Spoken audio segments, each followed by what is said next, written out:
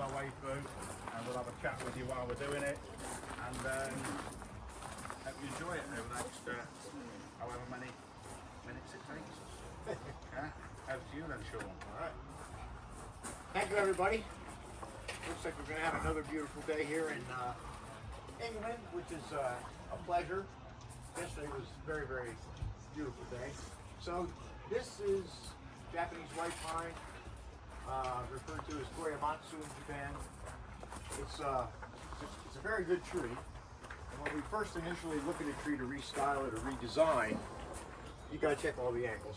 You know, left, right, front, top, bottom, whatever. And you want to make the best possible bonsai out of this piece of material. And like Corin mentioned, some of the branches have, you know, died off for whatever reason. And we'll probably incorporate some of them, like you mentioned, with gin. It's pretty common to have gin on Japanese white pine. And we've looked it over, so I guess I'll have to decide what we're going to do here. So what do you think the first step should be, Corin? Oh, for you to decide what we're going to do. Yeah. I just said that. So Just get me to do the bits you struggle with, like all right, well, let's wiring and positioning branches and that sort of thing. That's no bother. my fiance doesn't give me such abuse. So let's start with the gin, because when we work trees, generally we do all the dead work first.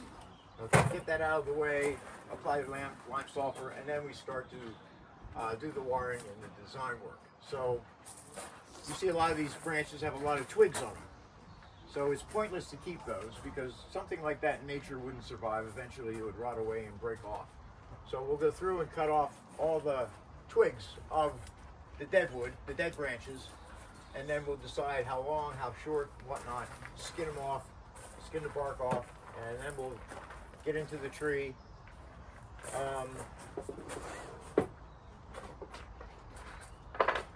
This bottom branch is a little weak in comparison to the rest of the tree, so at this point we're going to keep it, but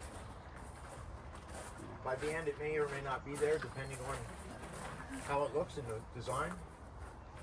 So let's get to it, Corin. Back in here and cut some of these twigs off, clean things off. We're going to take off anything that's sort of thinner than pencil thickness. Yeah. With these little things, by the time you take the bark off them, you're just left with something that looks like a matchstick, and that's just going to degrade over a year or two. Sort of deeply.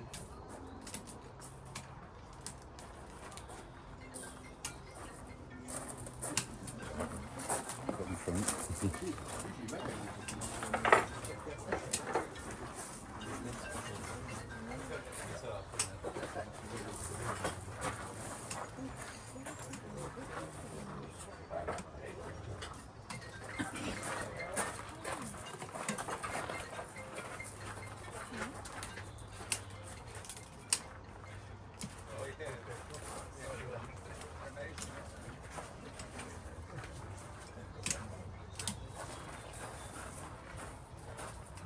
Quite a bit.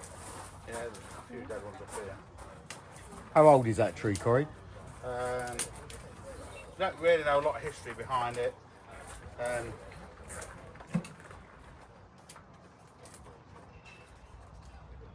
Probably 40, it's got to be a 40, 50 years old. 40, 50-year-old tree, I would say, to get that sort of, to get that mature bark, not only at the base but high up. It's also along these branches as well a good way, so which is a sign of age.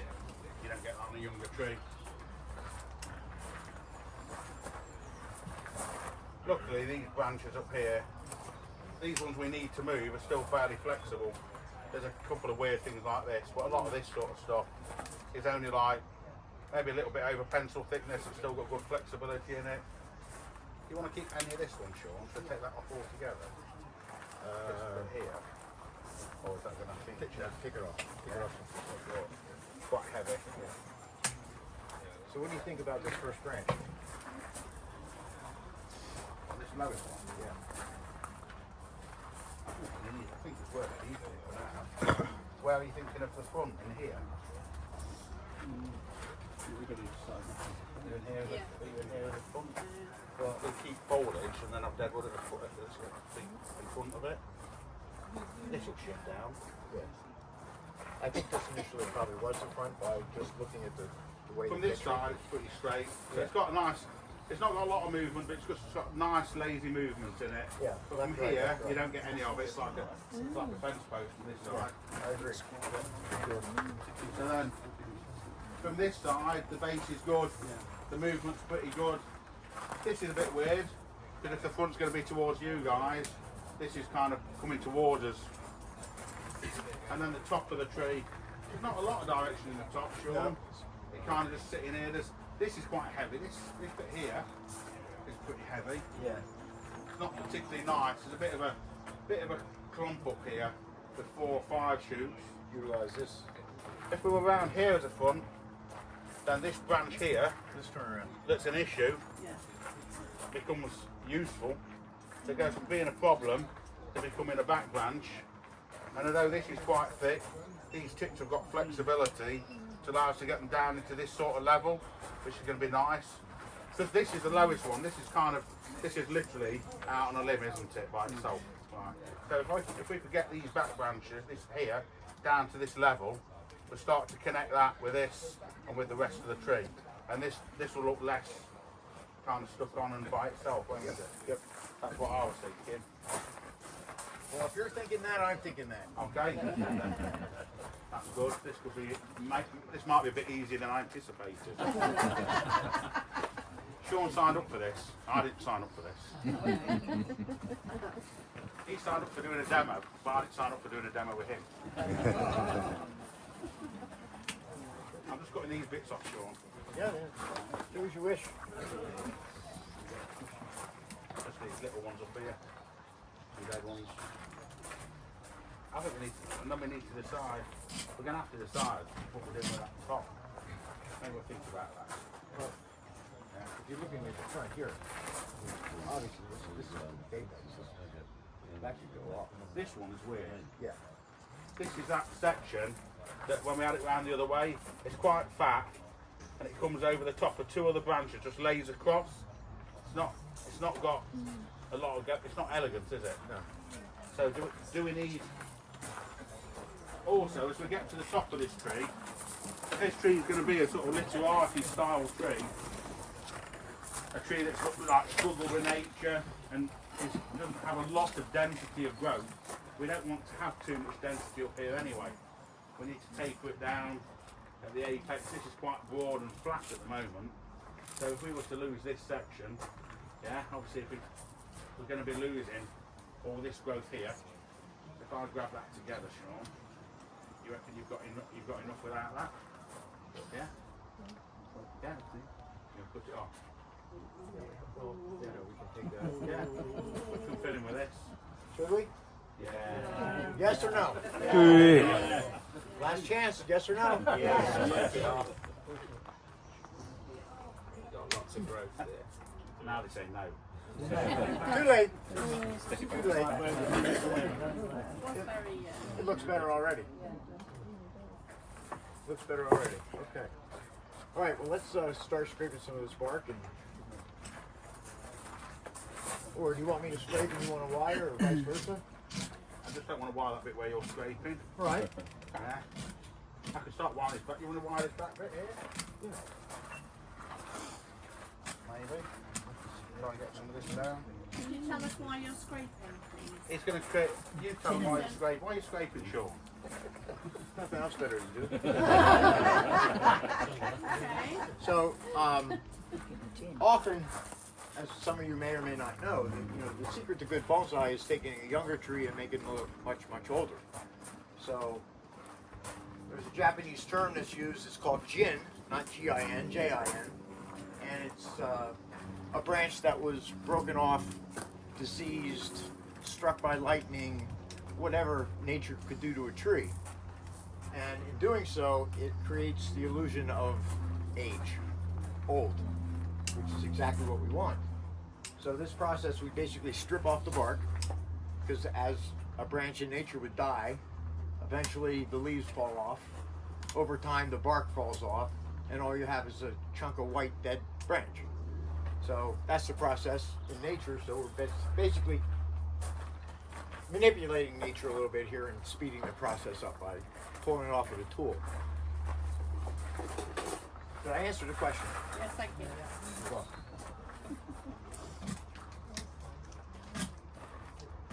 So this back branch, yeah. we're going to nip these tips back on it. Just a little bit. Do you want to be coming back to these buds and get rid of this? Just to push it back a little bit. What? Okay, leave it anyway. No. Okay. Yeah, so this back branch here, they're quite leggy. So we've got main section of branch at the tip. We've got maybe 4 or 5 shoots at the tip. I take 2 or 3 off just to stop that vigor coming out any further and just to sort of push it back a little bit. So we can do this quite without any detriment. We're still leaving enough growth on, but just to take those tips out is going to help it build up the foliage pad a little bit quicker. So I do them prior to wiring it. You don't use copper wire for this, Shawn. You favour copper, don't you? I I'm do. not saying we're going to use it now. Oh, well But then I'm why just even saying. make the offer? I'm trying to educate people as to what your normal process is. I hate aluminum wire. It means aluminium. Yeah. Sorry. Luckily, I studied in America, so I'm bilingual, so I can use aluminum and aluminium. Right. But they're pretty big on using copper wire over there, aren't they? We are. Because now there's a tariff on aluminum because it's made in China.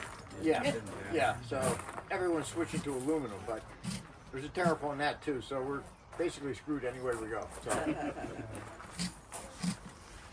Ooh, this is... Now normally when you're trying to create gin on a branch that's alive that you want to make dead, it's a whole lot easier removing the bark.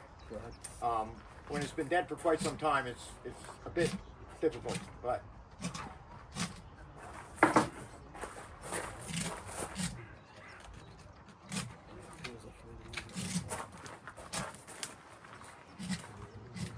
What's the benefits of copper over aluminium? strength. So copper is very, your random gauge of the wire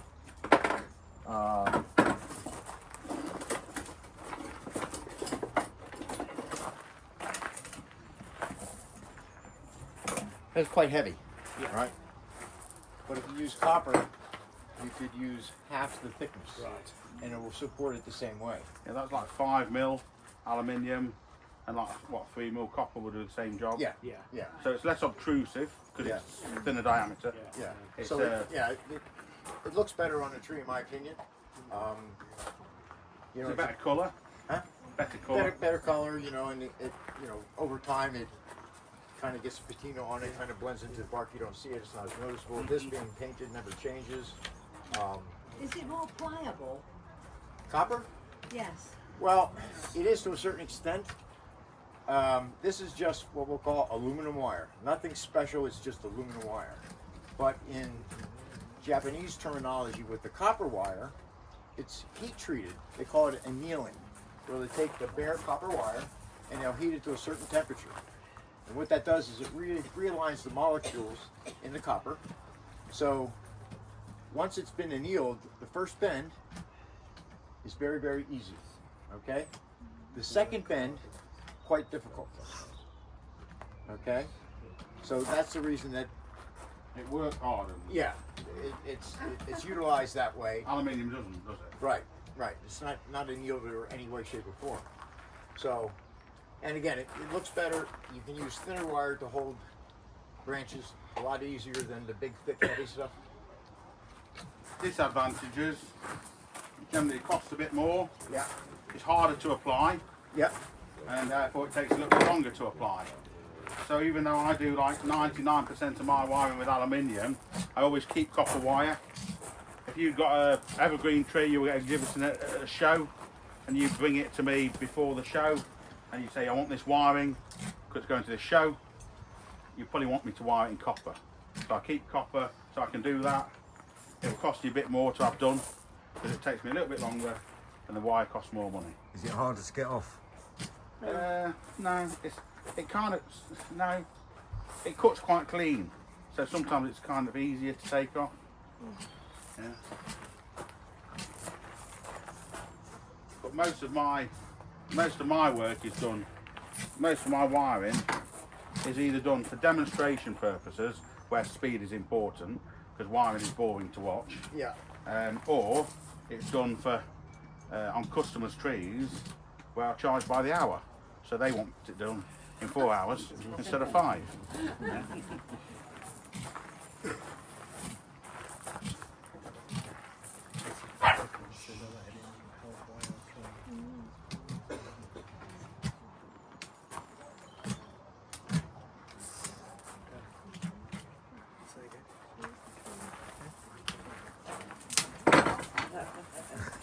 It's too much work.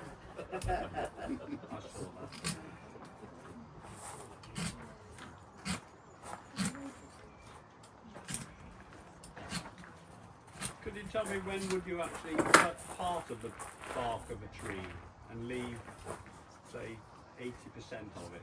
Say it again, sir? Right, you're stripping all the bark on those dead Yes. branches. Yes. But when would you just cut part of the bark Usually on the trunk.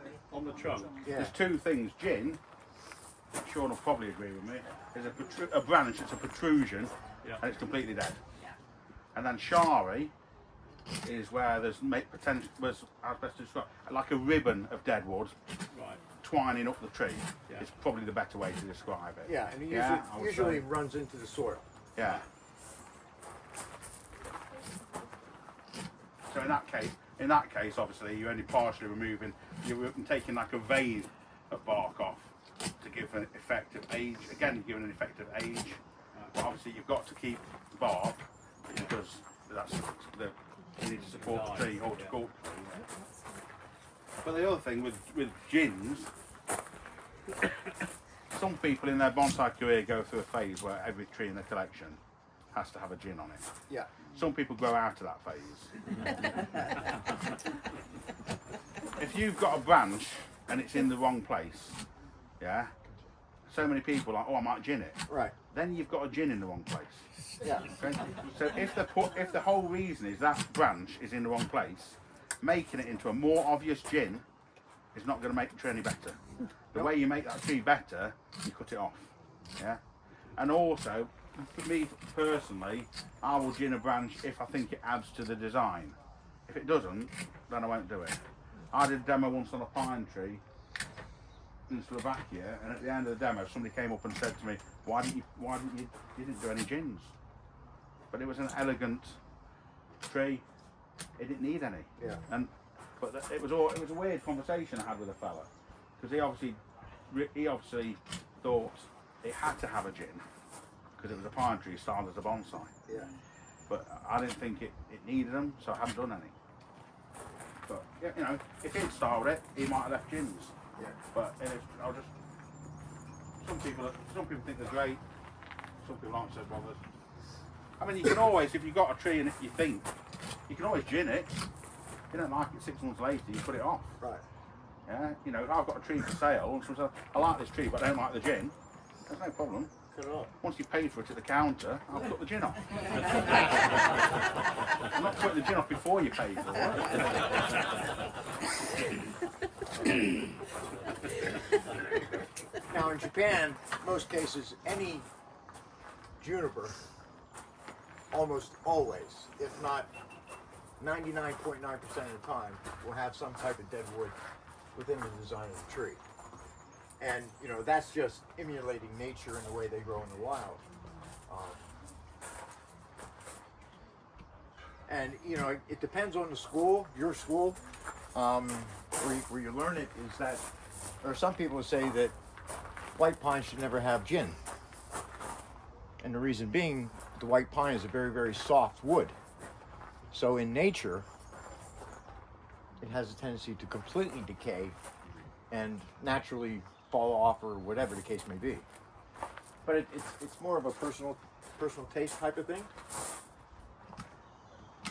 Is that also, Shawn, because the white pine is considered a more like, feminine tree, do you think? Well, And- again, And skins are kind of craggy and Yeah, but that's kind of a loaded question because you can see white pine in Japan that have a massive buttress and they're this tall, so obviously it's going to be a massive tree. Just as in black pine, you'll see powerful small black pine, large Nabari, everything like that, but then you'll also see literati black pine. So again, it's however you're taught. I mean, some people say, what are you doing putting Deadwood on white pine? Well, my teacher, Mr. Moriyama in Japan, says leave it on. So I guess there's no right or wrong, to be honest. Or as Corin would say, to be fair. Right? yeah, if I was born in the 1900s.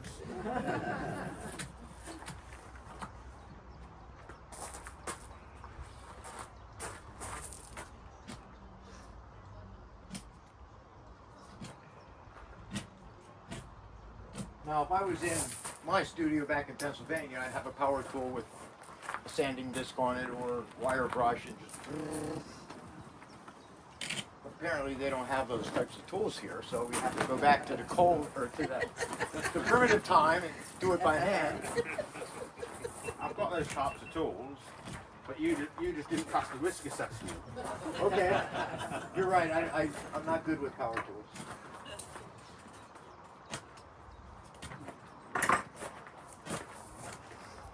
I'm not going to spend all day on those. Well, we can do a bit more later on. Yeah. It gives the idea, gives the impression of it.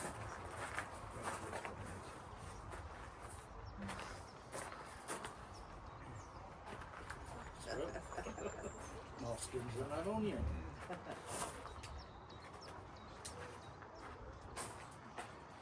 How long will that wire stay on for? You know, I can tell you the best time to cut it off, Yeah. a week before it cuts in. Okay. So, that first question of how long it stays on for,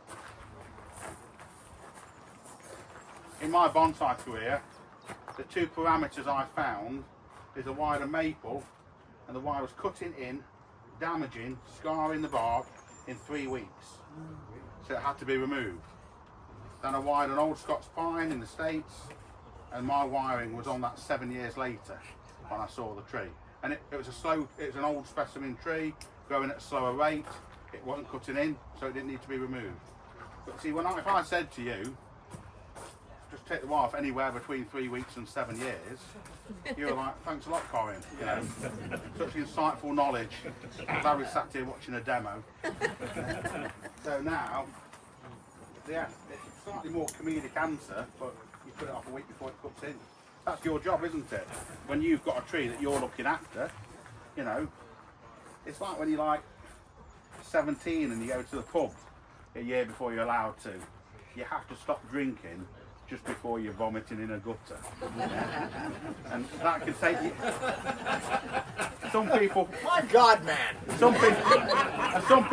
Some people figure out when that is. Some of us, it could take a couple of decades to realise. I'm just trying to put it into terms that Shawn will understand. He can't drink till he's 21. No, he can't. Even then, he's not that good at it. He got ID'd last year.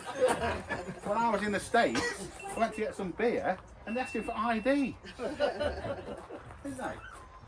It's They the ask law. anybody that looks under 75. It's the law. They have to ask anyone. Although, one time I was going somewhere and I was in the airport in Baltimore, Maryland. And I went to a restaurant for a quick meal before I left.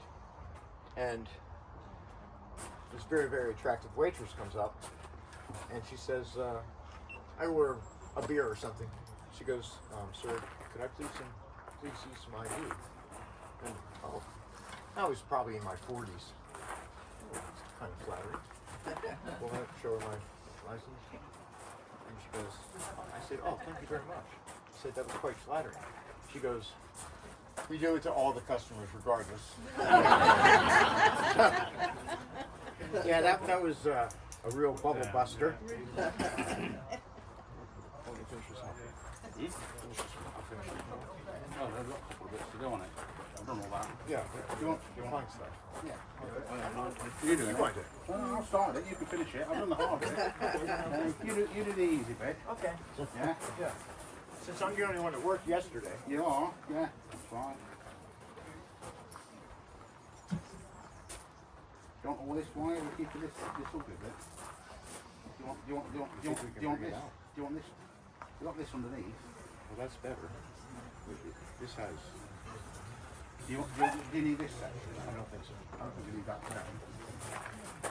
down. Here's a thin bit under here, quite fluid. That's quite malleable. This bit. This bit's not bad. This bit's bad. This bit here is quite thick. So just quite new growth it's put on. Not much taper. Quite rigid. Don't need that. Get the rest of this done. He's not messing around.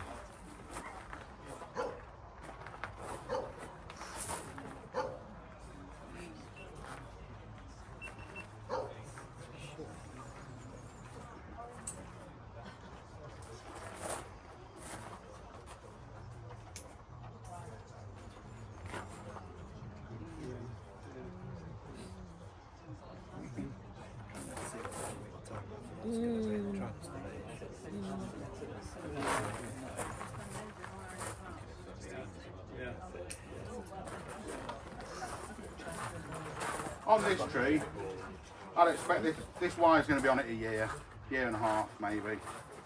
See, that was the answer she was looking for. I know.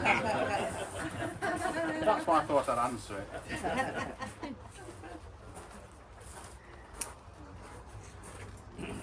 You obviously know what thickness of wire to use on branches.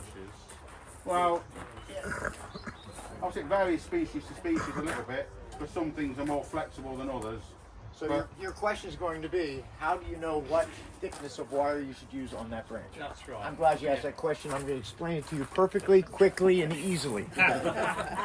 And very comprehensible. All right? Well, you're not going to just flip Shut up. flip Mike. It's me, not you. So to determine the thickness of wire, we're going to need to move that branch and position it in a holding position, okay? As, I don't want to use the term amateurs, but people that are new to the art and so forth, they tell you to take a piece of wire and press it against the branch. If the branch moves and the wire does not bend, it's going to be suitable enough to hold that branch in position, okay?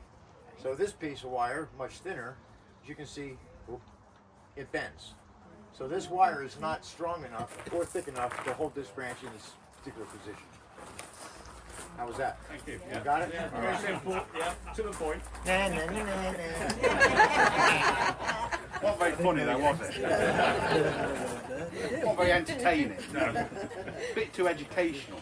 It's all about education, brother. People they don't want to learn anything. They do. They don't want to learn anything. However, as it gets to the end of the branches, they're thinner. Correct, So ma'am. you can put thinner bits on the end. Yes, you can take, a thicker wire out, a third of the way. Then use another gauge wire, smaller, and go out a little further, and even go finer.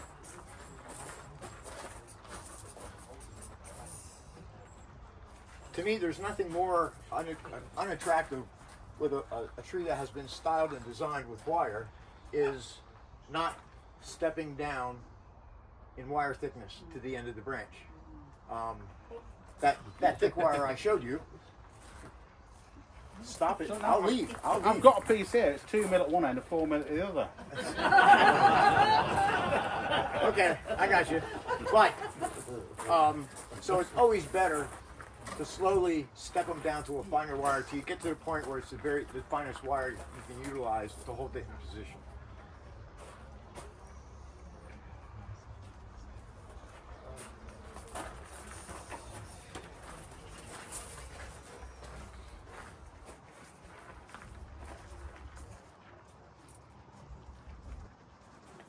I was going to save this for later, but we're kind of dry right now, not saying much. So we went out to dinner last night. Some of you may or may not know Lee Wilson. He had joined us for dinner. We went to this wonderful Thai restaurant. And we're sitting there just, jibber jabbering back and forth. And Lee Wilson says to me, when you're going in Scotland for vacation next week, make sure you have the wild haggis. You can recommend it. It's good, isn't it? Have you heard about that? Corin jumps in. Oh, yeah. Most of the times it's not on the menus, but if you ask, they can get it for you. But it's got to be the wild haggis. Yeah. Not the farmed haggis. Wild haggis. I'm making a mental note. I'm thinking, oh, sounds okay. I said, what kind of animal is it? He said, well, you know. I said, no. What is it? Is it like a rabbit? Does it look like a groundhog or a weasel or what? So it's like a guinea pig. I said, oh, okay. So, curiosity, you got an encyclopedia in your pocket. I pull it out and I'm looking, Google haggis and the animal and looking at pictures and think, oh, it does kind of look like a guinea pig. So I excused myself and went outside. I pulled it up on Google and I'm looking, oh, mythical creature. Okay. And I scanned down a little more, and so there was some kind of animal, I don't know what it was called, but it was extinct in England in 1904 or something. Anyway.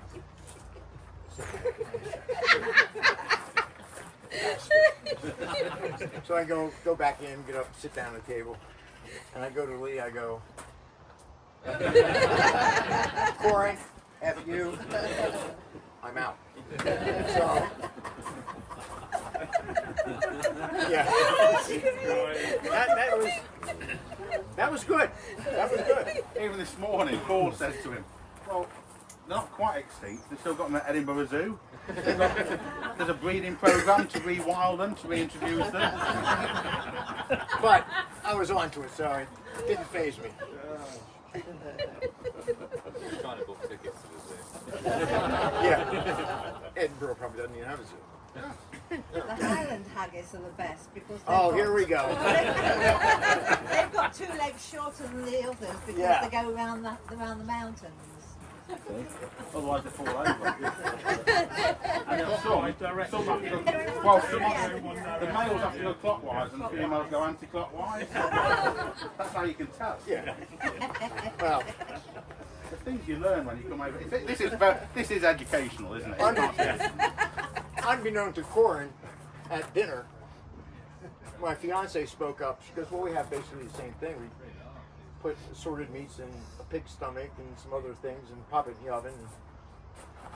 I don't know what the name she said it was, but it's the same way other places in the world too. So you can't take the sole credit of haggis.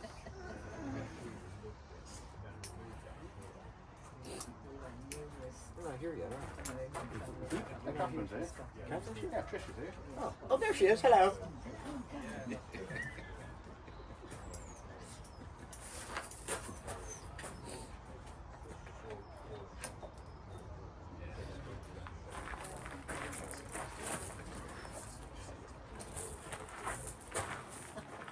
Do you want me to leave the easy bits on this one?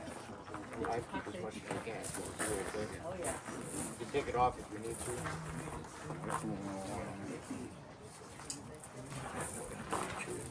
Boy, they really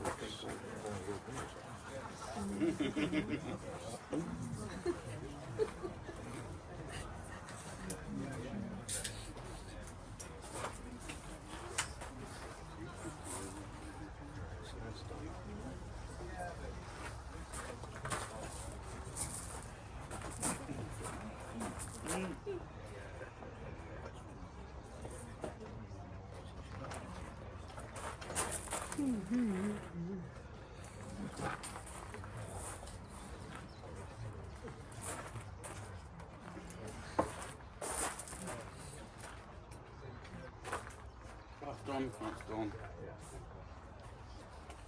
These, I think we can get away with those. They're just small. Yeah. That one there. What this next one? Do those next two up.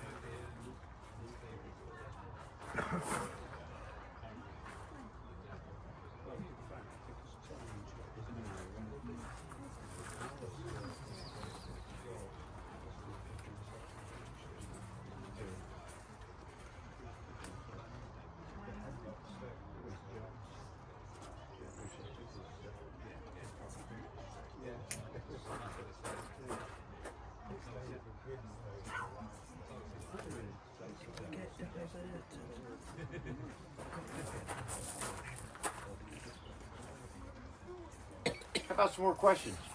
Do they ever get to a stage where you have no wires on them at all? Very rarely. Very rarely. It's a part of the game, so to speak. You know, the trees are generally continuously wired for a couple hundred years. Is that just to keep the shape? It is. Yeah. It is, absolutely. Now, there are times where the initial styling of, let's say, a tree that you buy at a nursery or something like that, and there's some thick, heavy branches, you literally have to wrap wire around the trunk to get to this branch. You wire it out, and you bring it down. But because of the size of the branch, it will kind of harden off. It's sort of like you break your arm and they put it in the cast, and over time it will stay in that position. And generally, a thick branch like this is not going to start growing upward. Right. That being said, the only thing that's going to grow upward is to find parts of the branch out here where the leaves or needles are, because they're going to always continuously try to reach for the sun to get more sunshine. So generally, the outer part of the tree is generally wired continuously. But once the main branches are set, generally we don't really have to go back and rewire them. So what did they use before the wire? String, rocks that have twine wrapped around them, and they hook it onto the branch, and the rock would hold it down. You know, or We could peg it to the ground. yep, or bamboo often was used, where they take a long, a thin piece of bamboo and run it through the tree, and then tie it off here to the bamboo and up here. Cut and grow method was quite common back in the day before they found out they could manipulate the tree with wire. So you'd have to look back in history. I don't know the date when copper wire was invented, and I'm sure it's probably the late 1800s. I could be wrong, but I'm sure it was probably around the mid to latter part of the 1800s that copper wire was invented. There's lots of ways you can just pull a branch down. Yeah. You know, you can put a peg in, pull a wire down, tie it to a breeze block, tie it to a stone, have it on a bench like with grids and tie it. But that will only get a branch like this and bring it down, and you can bring it this way, you can bring it that way.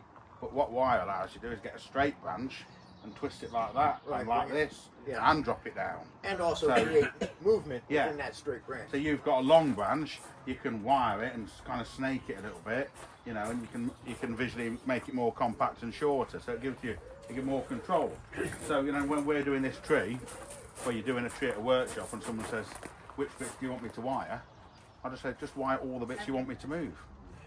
Is it a personal thing though, how you want it to look? That's a tough question to answer. Well, if you could get 10 trees and you could clone them and they were exactly the same, trunk, branches, everything, and you gave them to 10 different bonsai artists, even 10 bonsai artists that are all at the same level of proficiency and expertise, all those identical trees all going to come out different. Yeah. Because I'm going to think, I don't like that branch. It's like It's better artistic without license, it. isn't it? Where Yeah. Shawn's going to think, yeah, I prefer that Yeah. branch. Yeah. Just the same if you've got 10, watercolour painters to paint Yeah. a watercolour. They're starting from the same mountain, a landscape, and they all do a painting. And then all of you, 7 of you will prefer that guy's. 4 of you will like that lady's one, and you'll tend to be drawn towards. Maybe you're drawn towards. I don't think there's only a few artists where you can see a tree and you think that looks like such and such has done it. Yeah, but A bit like hairstyling, really. how would I know that? It's on a hairdresser. I'm still wait. I went in and asked for a quote. I'm still waiting for the quote to come. I'll do you a deal after the show. People say, "Oh, doing this, trimming this, it must be just like, like being a hairdresser or a barber. If you want green hair with wire in it, I'm your man."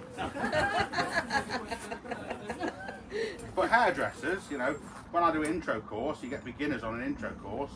Hairdressers and barbers should have a natural advantage of doing bonsai. The only trouble is they've got to put a cup of coffee down to do it. But they're used to using scissors, and you're basically trimming something that's alive to a shape. So when I look at that and think, oh, that bit's sticking out too much, that one's cutting off. This bit here's breaking that, you know.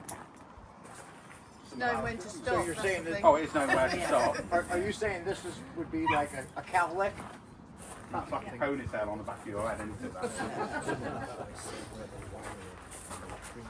Do you ever have a ponytail? I can see you doing a bit of a Steven Seagal sort of. Did you not go through a Steven Seagal phase? No? My mother and father would have beaten my ass if I had long hair. What about a mullet? Did you ever have a mullet? I never had a mullet. I can see with a mullet. I can see with a mullet. No, you can't.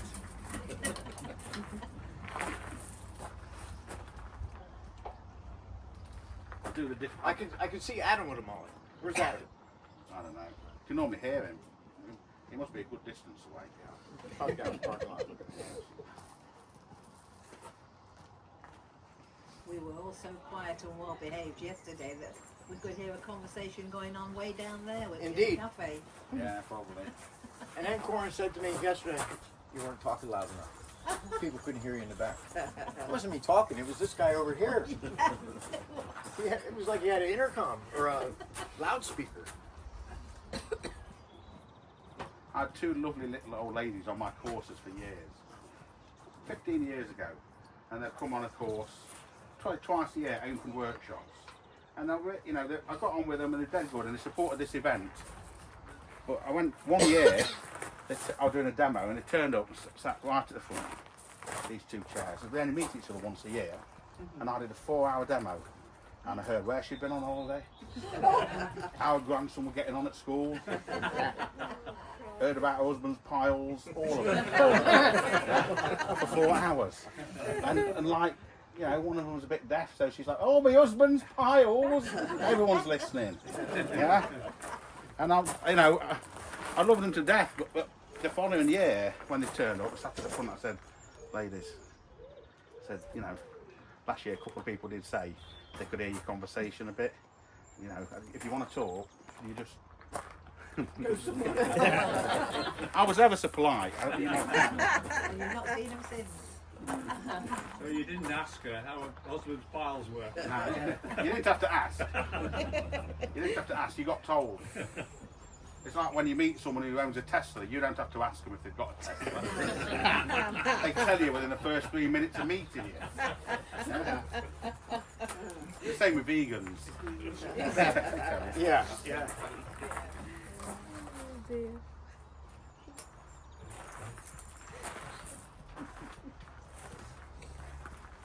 I'm going to do that one there, that's a bit weird, isn't it? This one is a mixture here. I think that's going to look back.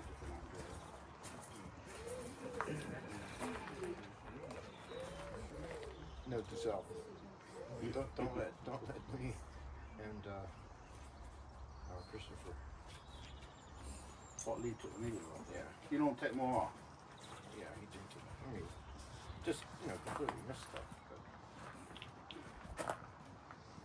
So what I'm mumbling about up here is yesterday we had a couple guys come up and to speed up the process. Pines generally have 3 sets of needles. They have the needles from 2 years ago. They have last year's needles, and these little candles will be this year's needles. So if we let the tree as it is, by autumn, the 3rd year needles are going to turn yellow and eventually drop off. But when you're wiring, the less needles you have on the tree, the easier and quicker it is to wire. So I asked Corin if he could get a couple guys to, clean it out, remove 2 year ago needles, which they did, but they missed quite a bit. So it's almost like we have to do it all over again. How can you tell the difference between... Length and color. Is it? Yep.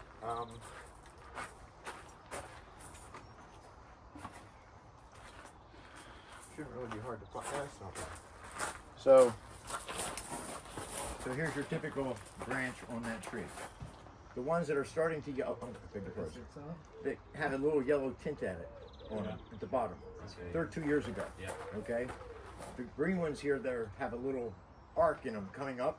They were last year's needles, and inside that candle, they will be the new needles.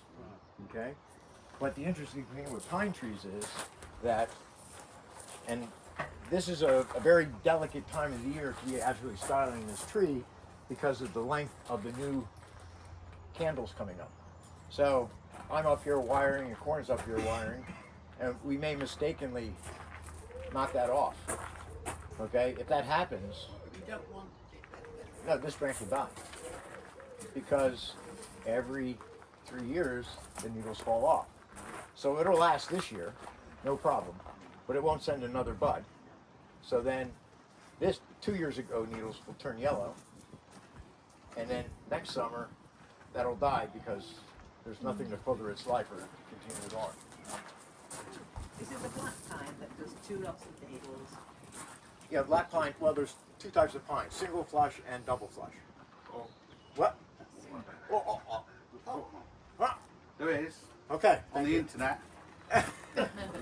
In England, there's a single flush and a 1.5 flush. Okay, It's uncommon we get a double flush. yeah, If we have a hot summer, Yeah. right, but not reliably. right, but I think So- she addressed it to the American who lives in the United States where our climate is a bit different. So therefore, I'm going to answer the question properly. But yes, ma'am.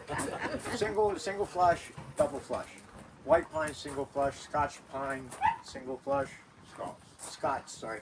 And black pine is double flush. They have more needles as well. Yes, yes. And, but whatever the genetic makeup is, you can literally take away the candles and it will rebud again. Okay? This will not, like I just recently explained. So are you late doing this or early doing it? Sorry? Are you late or early Late, doing yeah, Right. yeah. But that's par for the course. Yeah, yeah. Yeah. Right? Mark? Late? Excuse us, gents. Nothing you said. Oh, come on! Just gotta go. I flew 3,500 miles in the came into your meeting. It's been very good so far. 20 quid. Thank you. Can I ask about flowers on white pine? Do you tend to keep the flowers on, or would you just bin them? Yeah, as soon as they appear, we try to rub them off. Okay. I mean, it doesn't really affect, but it can affect the length of the needle, and it can also affect, you know, the spacing between needles. And it kind of looks odd.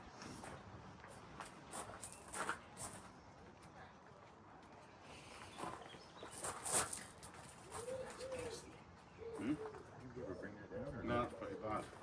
I think this bit here, that's real lumpy. That bit there, I don't think that's worth having. It's got to come to here, Yeah. but then this is bad because it drops over the top Oh, of it. and it's going to be right in the front, so you're going to. You're going to have to just Let me put see. it. You need any of it. We can wire this first and that's Turn thing. this around. There's a bit here in the front that we can do this way. That's wacky.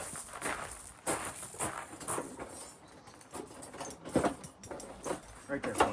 This one right there. Oh, this is a bigger one. Oh. Try that one, that'll do. Put in here.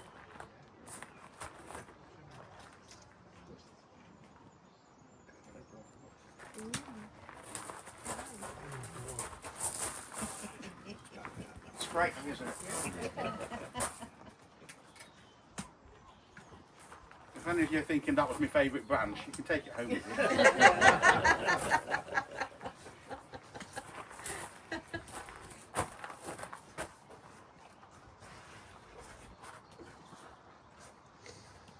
Like we were sitting down, how are they going to get this finished this afternoon? We've got ways, haven't we? Yeah.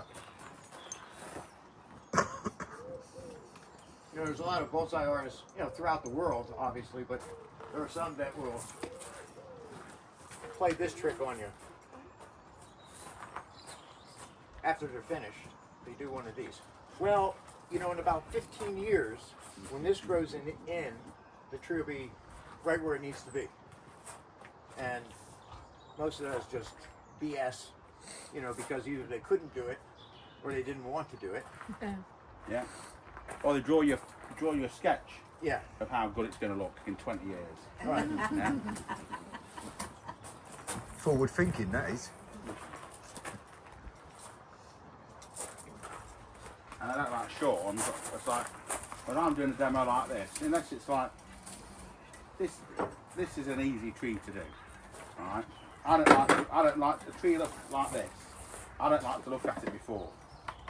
If it's something really complicated, I might look at it for 10 minutes. I know people that will study a tree for an hour. Different photos, do different sketches, different scenarios. And I find that a bit... If you It's can't not see as it, artistic. Yeah. And then when you're doing this demo, it's like doing a watercolour painting, like paint by numbers. You're just filling in, that bit's blue, that bit's red, that bit. And also I feel myself, when I do a demo, if I've decided what I'm doing, I just go through the motions. I don't think there's anything wrong if I do a demo and I find an awkward bit, me pausing, scratching my head, saying to you, this is awkward. I don't know what to do. And my thought process, so when I'm thinking about that, as long as I'm describing to you what I'm doing, what I'm thinking, different options, I think that's how people learn. But also, it shows you that even people who've been doing it for years have to go through that thought process. We don't just stand up here and everything goes into place. So we're constantly like evaluating it as we go, deciding which bits we need, and that sort of thing. So you didn't look at this tree before, did you? no. We looked at the tree and said, do you want to do this tree? I said, yeah. And Shawn said, yeah. We weren't like, we didn't have an hour and a half, you know, studying this tree, deciding where the front was, or any of that nonsense.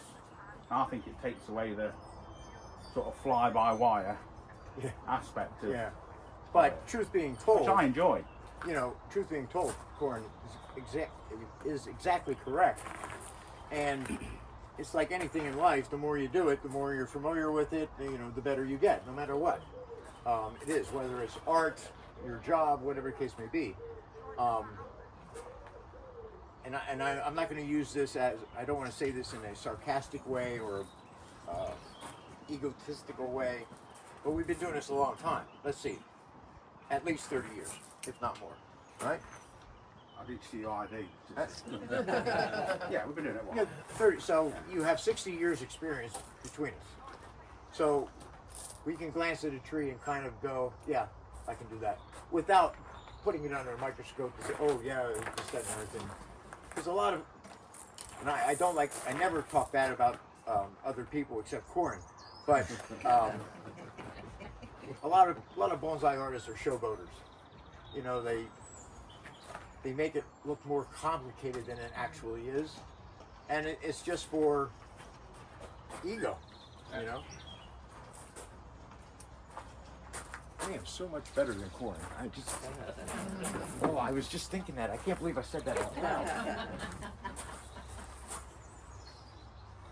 Corin came to my place last June for my open house, and we had a blast.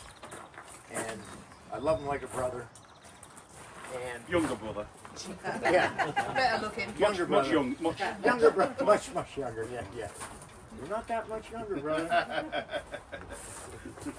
You know, when he introduced me, he said, "Yeah, this is his second time here and so forth." But I was here 5 times when Harry was here, so I've known him since he's been an 18-year-old. He was chasing the girls and riding motorcycles, and big monkey bars on his 3-wheeler. Nothing's changed then. Yeah. I mean, I was here the summer he was courting his future wife, sneaking out in the middle of the field at night and going up to her tent. Luckily, she just walked off. Not surprised. But yeah, we've known each other a long time.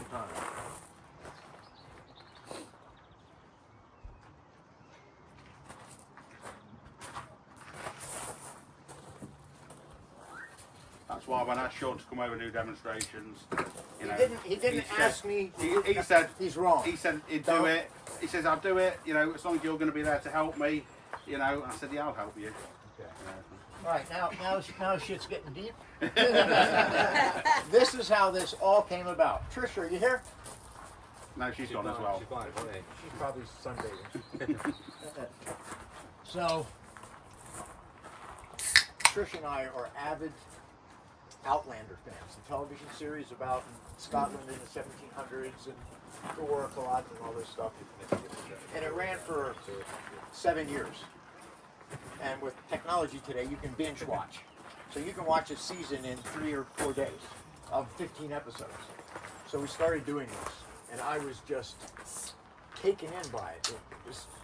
It's so well written and produced, and the on-site locations and all this stuff. So I thought to myself, well, you know, Trish and I have been together for 10 years, and we really don't go on vacation because we travel all the time, you know, going to wherever to do silly bonsai stuff. But, you know, she just kind of hangs out. It's no fun for her.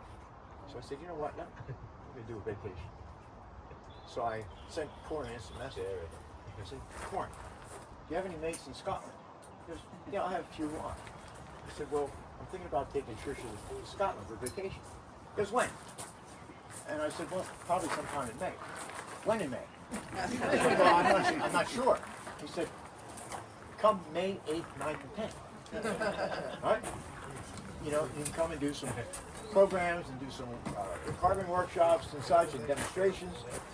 It'll be fun. I said, okay. So that's how I got here. He didn't call me on the phone or the and said, hey Shawn, would you like to come over and lecture? No. So tomorrow, Trish and I are hopping on a train and heading to Edinburgh, and going to spend 5 or 6 days there. And then my gracious friend is going to drive up from his cabin in the lowlands of Scotland, and we're going to go there, sit on his porch, and drink scotch for 4 days. It'll be fun. And we're going to go hunting. Right. Yeah, in the fields and around the, what do you call it? You call it They're nocturnal though, because they've got to go at night. well, I got night vision glasses. We'll find it. What do you call it? What do you call a pond or a lake? Lock. A loch, yeah. Around his loch. Watch out for the colour skink. The what? What is that? Colour skin. That's another little animal. Is it poisonous? It's a nasty little animal. Really? Now you're gonna make me look it up on the internet to see what it looks like? Is it a lizard, a snake, a dragon, or no? You know what the national animal is, don't you, of Scotland, Shawn? Unicorn. Correct. Right. It's a unicorn. Kind of awkward in this state and time in our world, isn't it? They have real unicorns. There's no snakes in Scotland. Yeah? No, they're all serpents. They're all serpents. Yeah. Makes sense.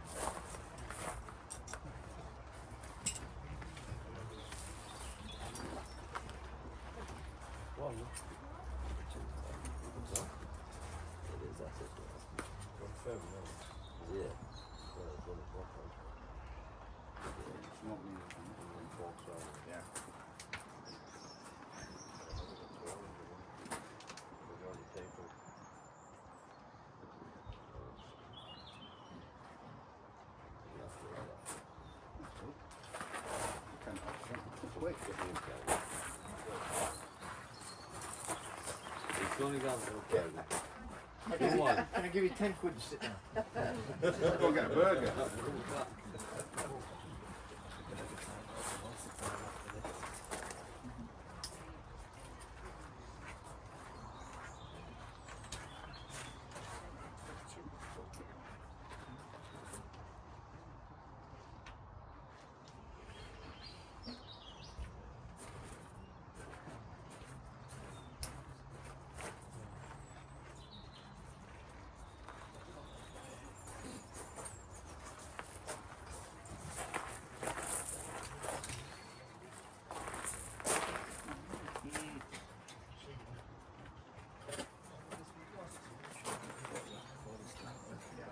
Did you? No. Yeah. How fast do these grow? Pardon? How fast do they grow? Like, you know, how much growth in a year or? If you put this tree in the ground, it could grow to probably 35, 40, 50 feet. Okay? But because it's restricted and we control its water, we control its nutrients, we control everything. So it's basically trees at our mercy. So kind of hard to say. Not going to get. But it's only going to grow one section of needles a year Right. because it's a single flush pine. So it will, what they call back bud, where an area where there's no branches, it may just decide, oh, I think I'll make a branch here, and it'll send out a tiny little bud. But it's going to take a while until that develops into a branch. But you know, the tree is continuously growing, but because it's an evergreen, it's relatively slow in comparison to like a deciduous tree, like a maple or a hornbeam or something like that.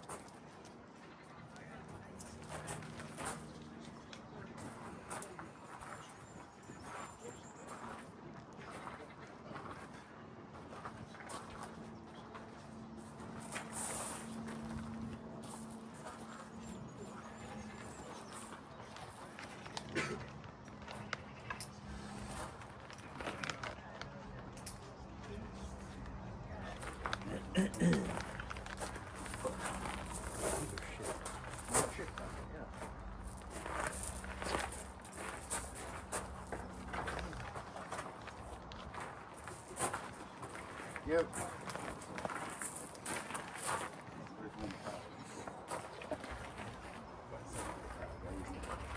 I wonder why it's slow, why you're so slow, because you've got the bad wire cutter. Blaming the tools.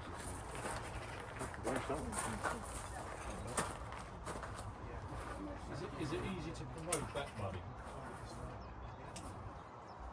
Tough question. Yeah, it's almost impossible to answer. In the UK, these don't like tobacco. White pine are tricky in the UK when they're coming from Japan. They're tight, compact. You can see where they just sheared them over. They're backbudded out of just fresh out of just a branch. They do a similar thing over your way, won't they? Mm-hmm. As you've got more intense summer. Yeah.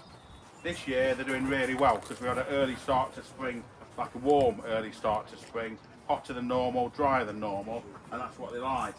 But we don't reliably have that.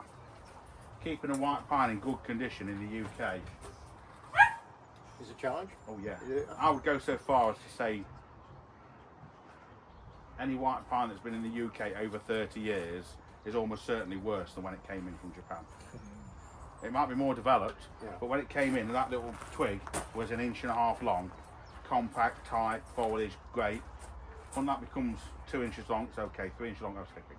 Gets to 4 inches long, a little bit leggy, but you can wire it, shape it, kind of tuck it back in, still looks okay. Once it then gets sort of 7, 8 inches long, you've got like a spindly little twig with a tuft of growth at the end. That's very difficult to wind in and make it look sensible.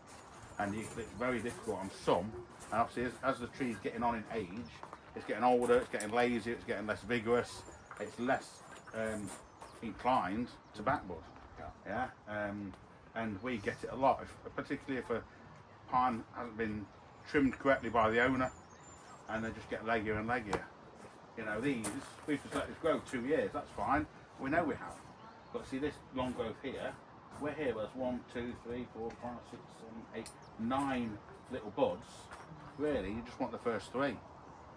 Yeah, so we'll trim back to these first 3 or 4, like that shoot there, come back to here, and that'll be, keep it more compact.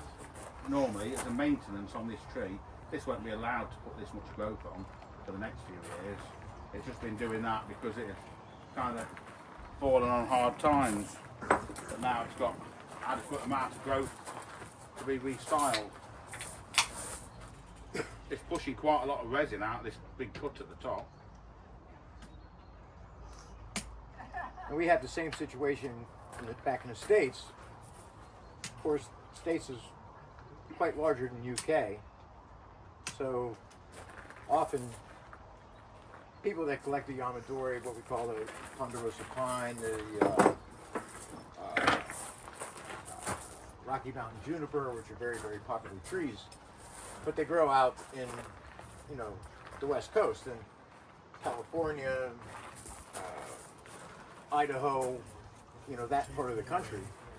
And then these guys come back to the East Coast as vendors at bonsai shows and so forth, and somebody goes, oh, Rocky Mountain juniper, great, I'll buy it.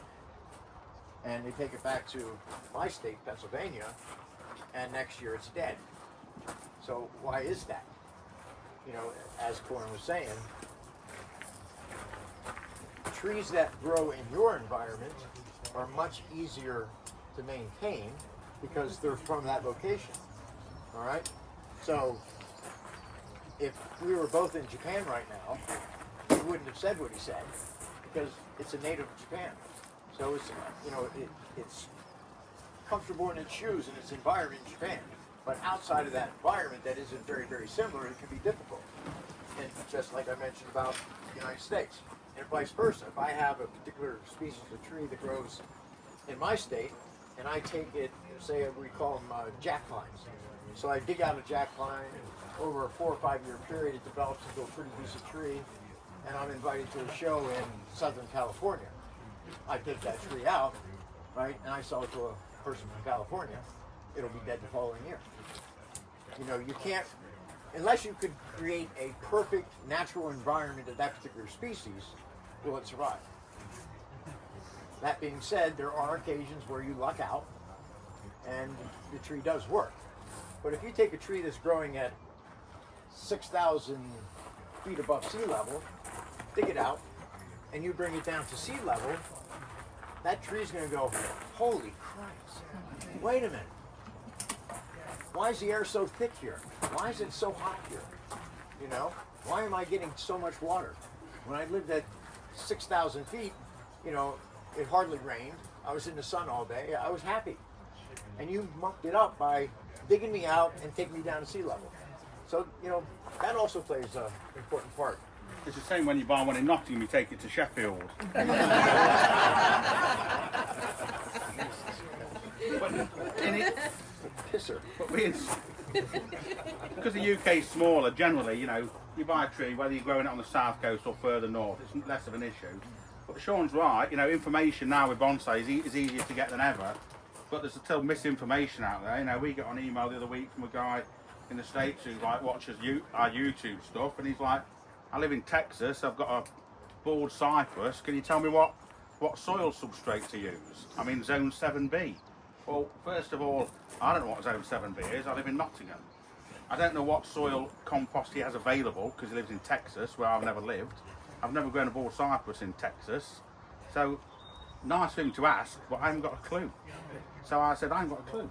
You need to find your local bonsai centre or local bonsai society.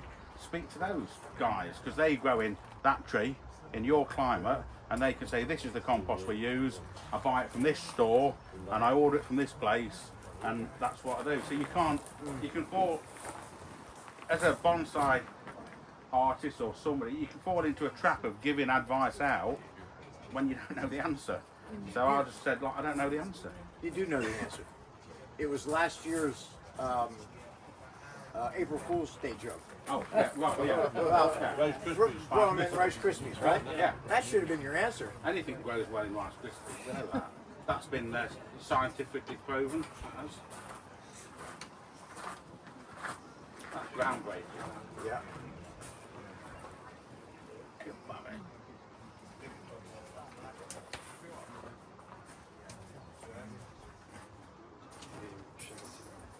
No.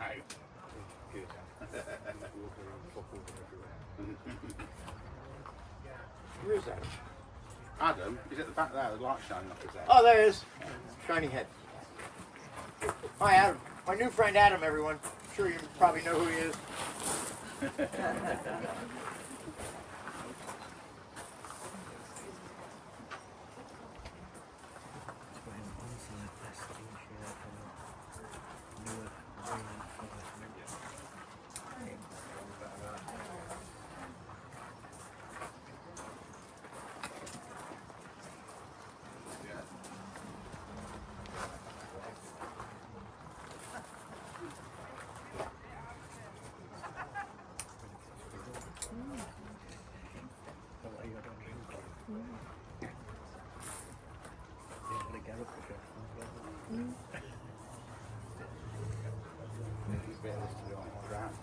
Yeah. Are we keeping all them at the top? Well, it's only got a think in a minute. Yeah. We're just wiring up to this sort of level. We know we're keeping these branches. We took a big one off at the top here already. We'll have to have a moment to think, which always slows me down a little bit. I think we've still got maybe a couple of extra branches in here. Still a little bit busy. Because the density of this tree, the density of the branches wants to be uniform throughout. So we don't want to have these being like delicate and just a nice level of density and then have too much up here. I don't know about this one. We'll have a look at it in a bit. Yeah, let's. Yeah. We'll just finish off just wiring some of these little ones. I'll do all the precision work on these branches. Yeah. You doing the other stuff? I'll do the stuff in the front that everyone's going to see. Are you back? You just stay in the back. You're doing great. We're doing enough for a beer, haven't we? Huh? We're doing enough for a beer now. I think we have. Yeah, we're not a beer. Like that one. You insist. Does that include everybody? No, Just the workers. just the workers.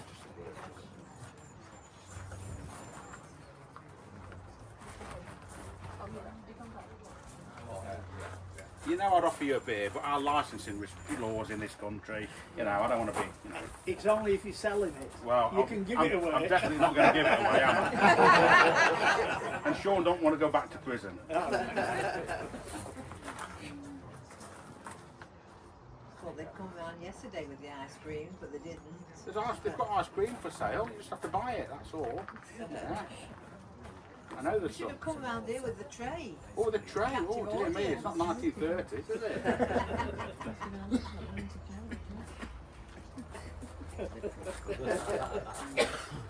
Aye.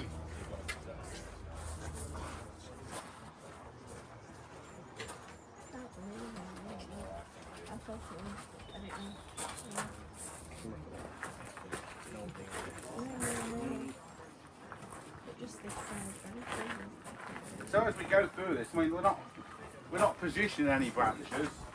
There are some people, they'll wire this bit and then position it all, then they do another foliage pad, position that. I think me and Shawn are both kind of we're just wiring stuff, trying to get it done.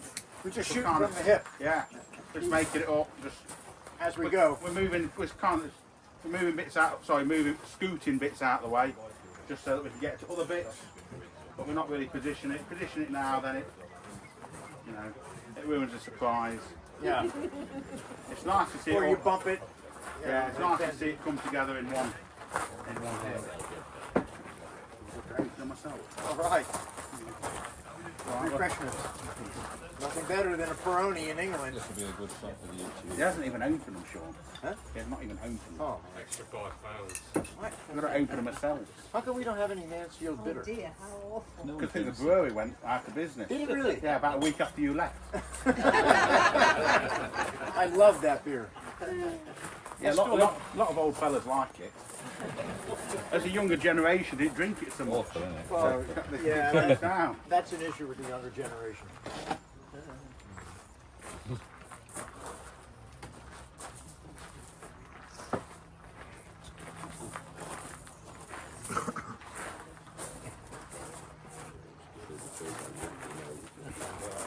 You know, we could have audience participation where we just sit down there now. We could. And just have a beer and then just get people to just finish the top of it off.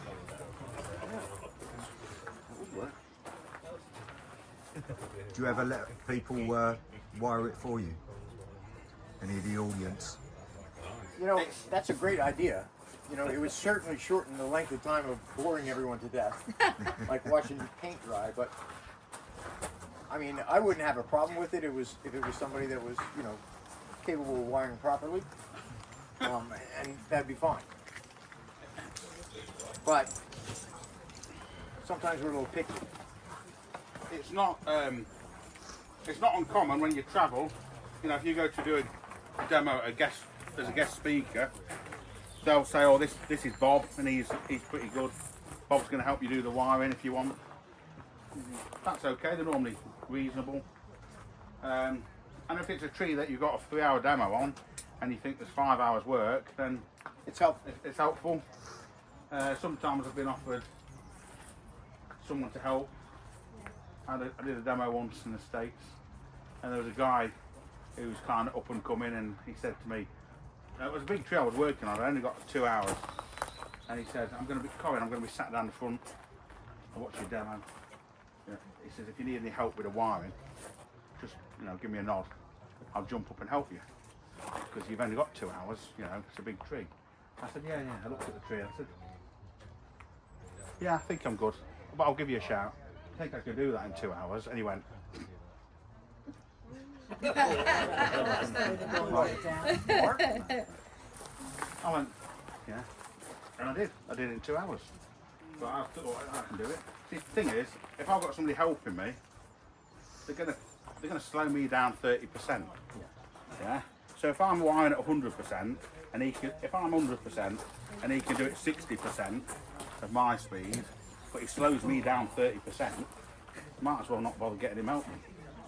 See, I know when I wire this, as Shawn does, Shawn's styling this tree. I'll say that now, just as a caveat, so that at the end of the demonstration, if any of you are not happy with what's been done today, I'm just a mere technician. Yeah. But see, if you're styling the tree yourself, right? This branch here, Shawn might know that this branch here has got to be moved quite a lot. So this branch, say it needs 5mm or 6mm wire, and Shawn thinks I'm going to put 6mm on that because I know I've got to crank it down. I want it here. But when you've got Bob helping you wire, Bob doesn't know what you're doing. So Bob could wire it with 4mm, 5mm. Bob, so it's hard to know, isn't it? It's virtually impossible to know, really. And then they're always saying, "You want me to wire this one? Or do you want me to wire this one? Should I cut this one off? What do you want me to wire this? You want me to wire this?" Yeah. It's like, look, you came up and volunteered, just wire the tree. But then again, you don't know how well they wire, or how poorly they wire. So sometimes it's just better off to bite the bullet and do it yourself. But that being said, to your question, I would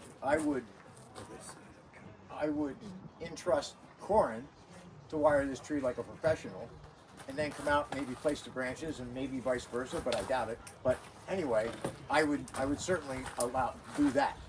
I don't know you. You may wire very, very well. I don't know. But because I know Corin, I know his talent, I know his capabilities, I wouldn't have an issue with it.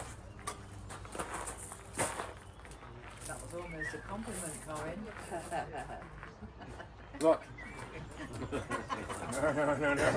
No. He doesn't take compliments very well. I do. I thank him all the time. You've got to be grateful of any you get. So you've got to be grateful of any comments you get. So you've got to take them. Truth be told. Yeah, you've got to take them, haven't you? Yep. Right. I think we need to have a little think about that next level. So we've got a gap in there. We took this big one off. Fronts to you, isn't it? So fronts to you guys. So this is going to drop into here. We've got some extra length on this shoot, so this is probably going to be here. I guess I could wire this one.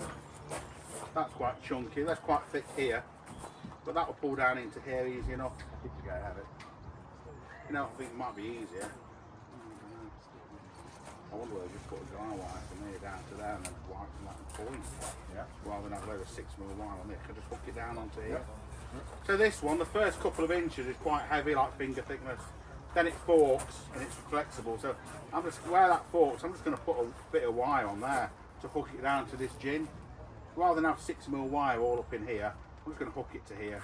I'm going to wire it from that fork down. This is going to sweep probably into here. See, when you've worked on trees for a while, I know that when I see this branch, I can have it anywhere in that sort of area, because you know how flexible it is, and you can judge that. So then we go up to this one. It forks us here. We've got a thinner one here, this thick one. I don't know whether we need this length. on this one. Shawn, what do you reckon? If we get this one here, right, we're trying to taper the top in. You see this section here? It's quite long. Do you think we can do without it and just have this? Yeah? Because we have more length on this side. Yeah. Yeah. So here, if you didn't know, you'd wire all that. Just that way, Shawn. Go around that. This one here, look. And we're trying to taper this tree in. This has got quite a bit of length to it. So we need to taper it in a bit. So by just holding that branch, moving it out of the way, look, pretending it doesn't exist. So if I've got that bit in my hand there, we've got this bit here, we've got enough of a tree. Yeah. So we can get rid of this bit. And then we'll have, we've got to cut that back into there, take that deadwood off like that. And then when we get further up, so this is going to be here. This one here is pretty usable. So that's going to swing down and sit on top of there. Shawn? Yeah. Yeah. Any others you want off? Do you think we're going to use all these others? Well, like you mentioned before, you know, I think we'll get a bit of we wire. can always cut them off, but you can't put them back on. So that's another reason we have a tendency to wire. We're allowed to cut little bits off once we've wired them, aren't we? Yep. But if you wire the whole tree and then you start cutting 20% of it off, that makes you look like you don't know what you're doing. So obviously it changes as you bring stuff in. You think, actually, I just don't need that little twig. You might just snip a little bit off. But it's to not. You don't really want to do it too much because you've always wired like 2 branches with one piece of wire.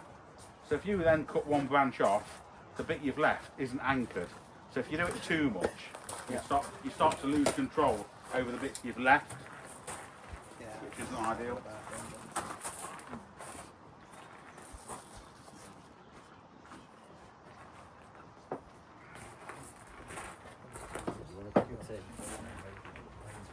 Someone starts from like 3mm wire on the top and try and get all these middle thickness ones wired into shape. Oh, I said I'll pull that one down first. I'll pull that one down first. Use a bit of 4mm wire. We'll just do a little solid hook off this one here.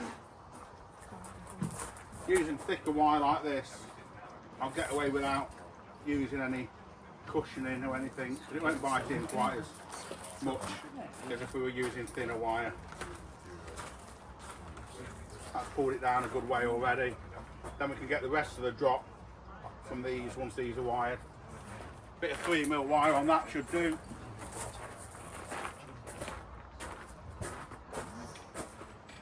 From this fork.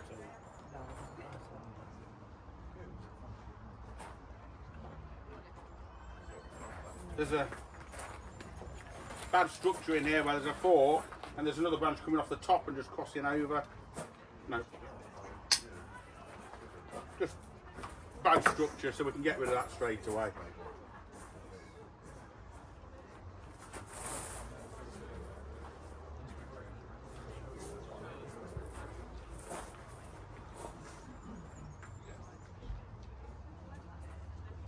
And as you work your way along, this branch splits a few times, so your initial wire is always going to just come along the heaviest section, and then we go back with some slightly thinner wire to do the more secondary growth.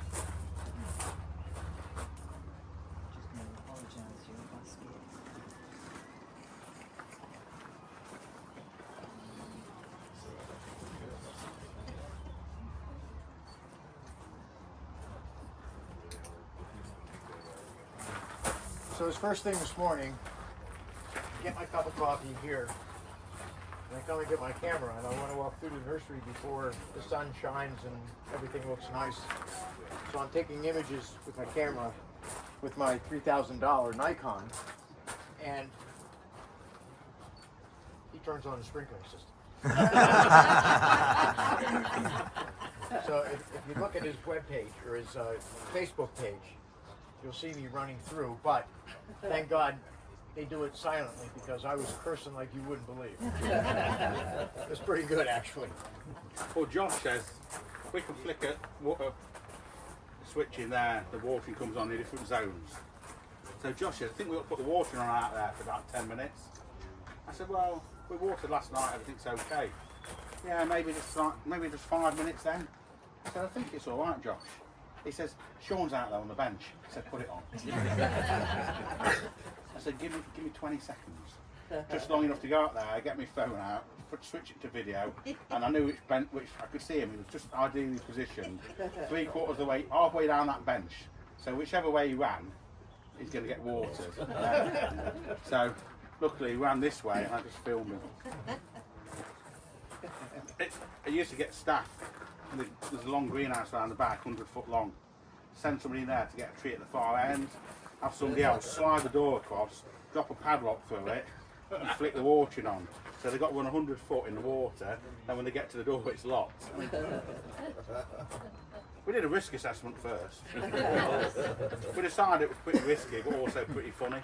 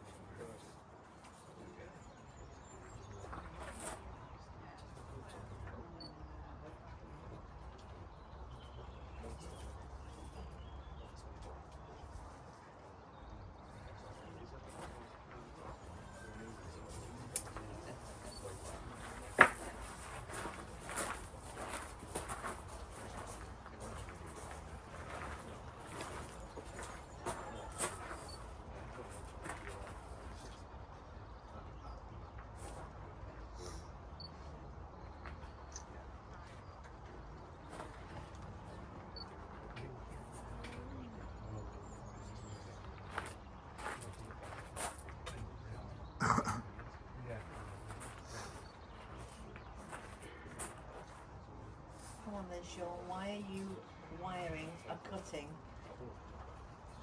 I'm going to pass this around so everybody who may or may not know can go, oh, no wonder why it's taking you so long.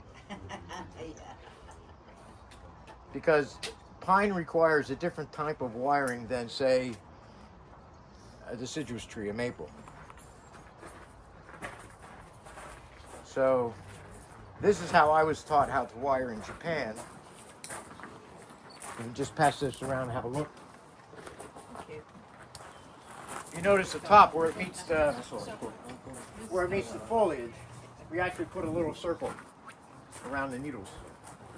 And we do that for a couple reasons. One, it doesn't come unwound. If a bird lands on it, flex it, right?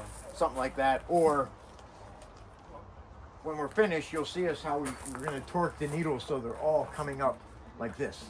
Okay? It's important to do that because that's the natural growth of the tree. Often people will wire a pine like this laterally and they'll let it go. So now you have that bud that's going to come out, or the candle that's going to come out, and it's going to boomerang. It's going to have a crazy, weird, unnatural looking curve to it. So we kind of help the tree out by just basically gently turning it up like that. And that gives you a more uniform and realistic, padded out type effect. Starting something like this, the difficult thing with this is you guys watching, yeah, and trying to do a good job at the end of the demonstration, but also when me and Shawn are doing this, when you're doing it, it's a bonsai demonstration, you know, stood more than 3 foot away from that tree.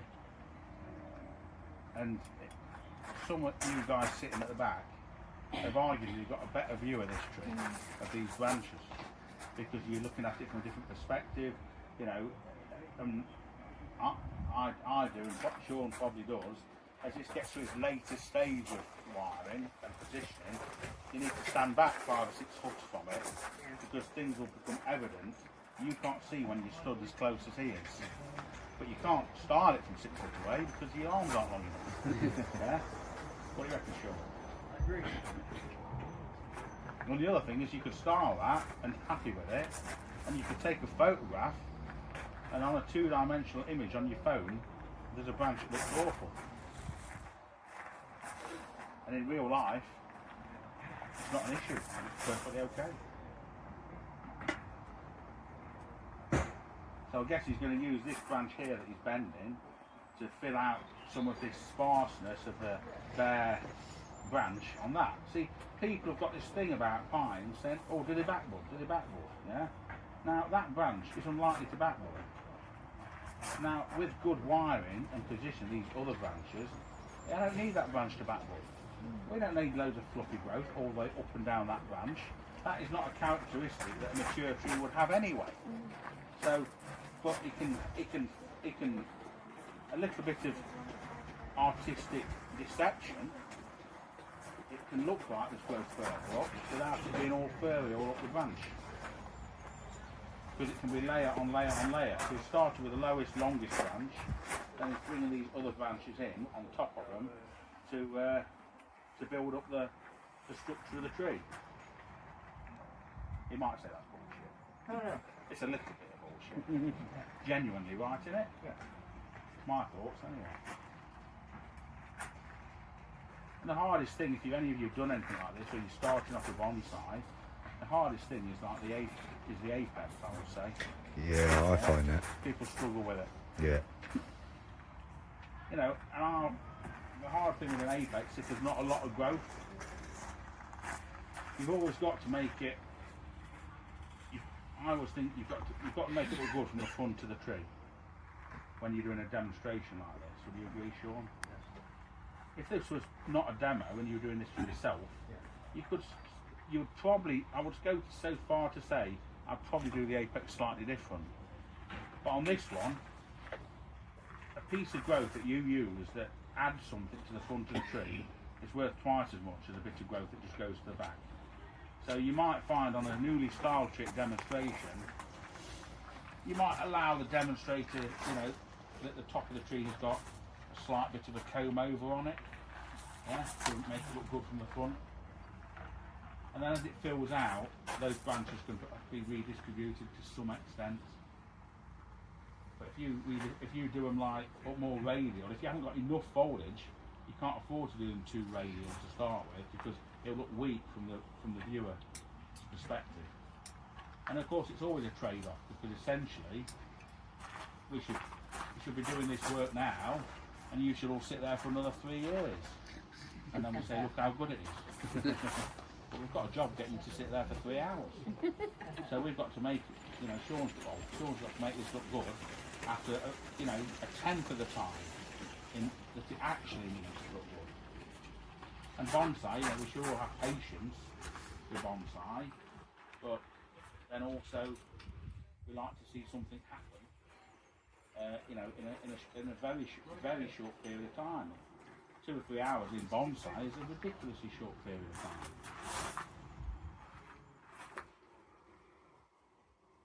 So what sort of price would you put on that, Corin? $1 million! Say insurance purposes or... We need to wait a minute for the next 20 minutes could be a deciding factor in that. I don't think I can stay awake 20 minutes. How many times has this tree been styled then, Corin? Well, it's got a couple of wire marks and a couple of branches. So I reckon that's been wired. I've had it 3 years.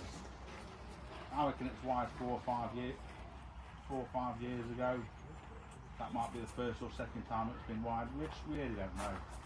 It's very rare that you get a tree and you learn anything about it. Very rare.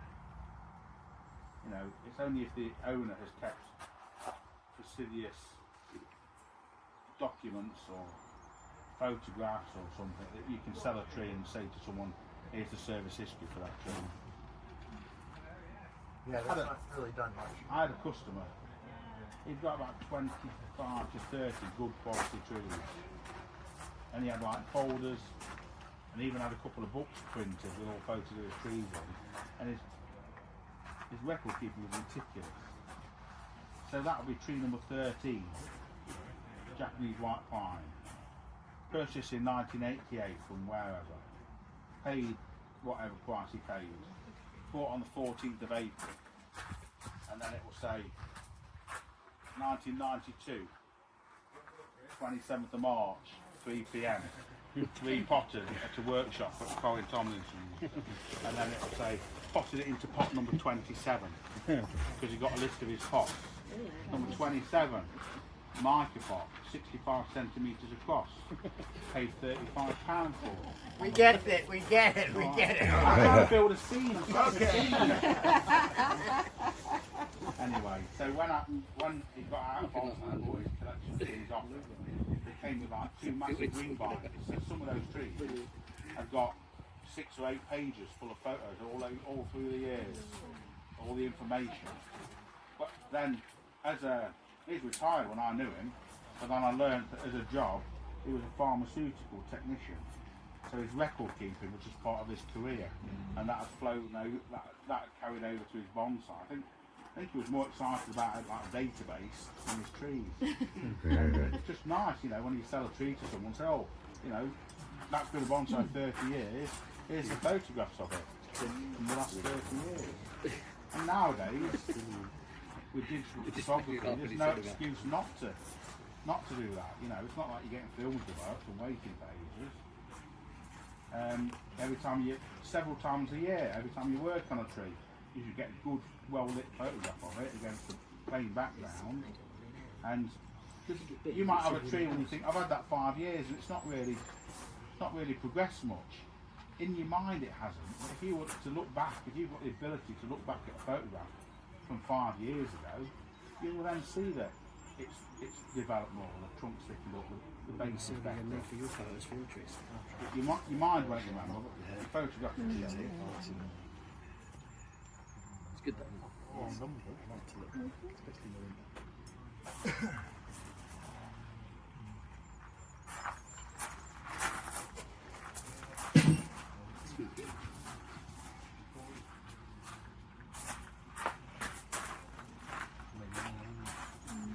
You can slip there tonight, you can some steps.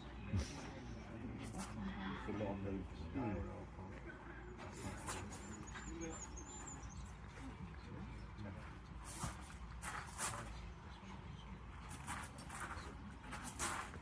Regret saying yes now. It was only me when I did.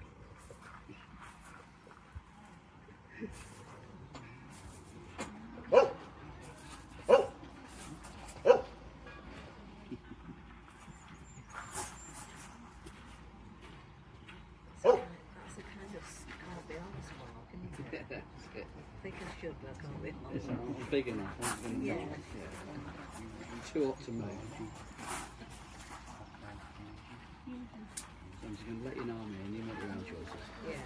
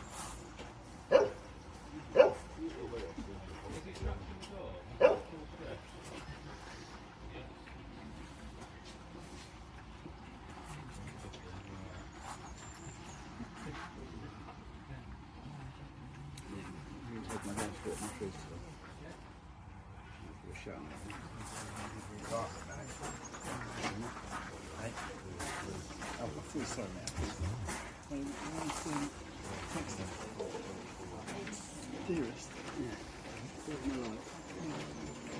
Anyone there?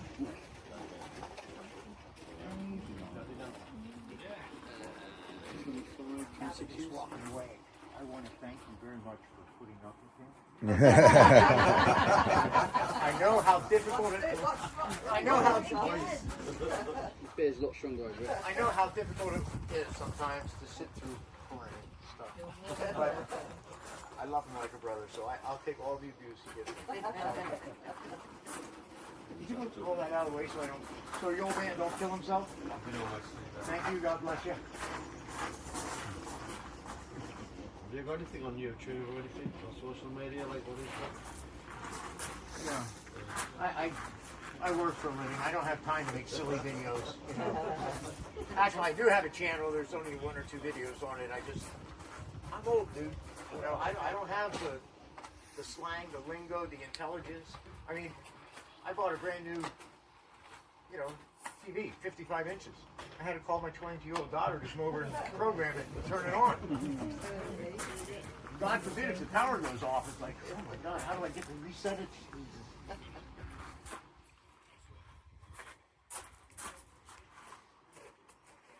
It's all good. My real aspiration is to write a book. I know people don't write books, but you can make all the YouTube videos you want in the world, but You can't beat a book. yeah, and it's not in cyberspace. It's physical. You can touch it. You can't touch the videos. Can't touch trees.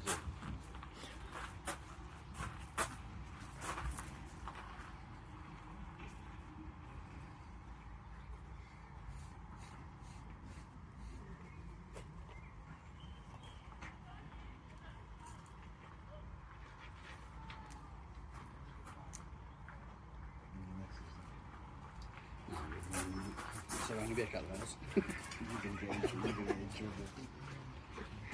What time you got to be on? I ain't got time to get done and be a Saturday. I said the same. I'll be back soon.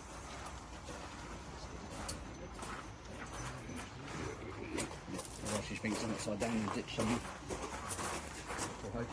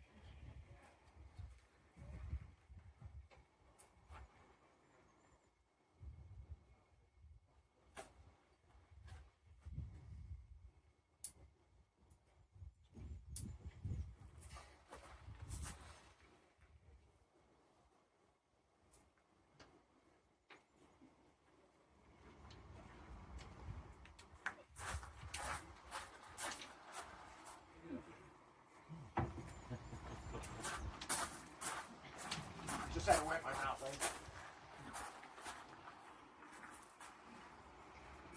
How'd you say that?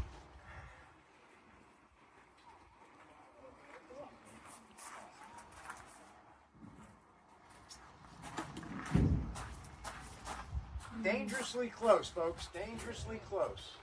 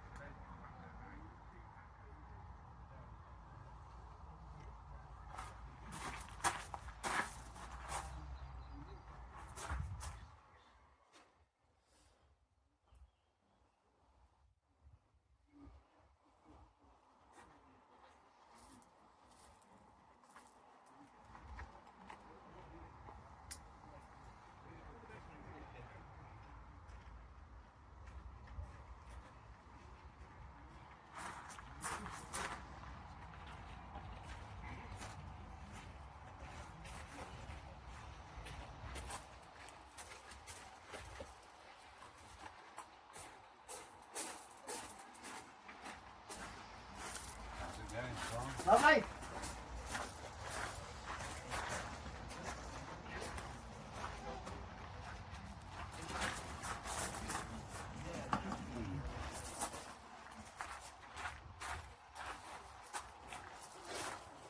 Not bad. Josh's expert eye over it. Yeah, got to just make sure.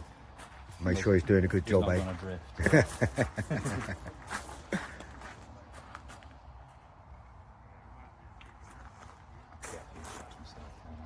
Keep forgetting. I'm going to cobble a video together.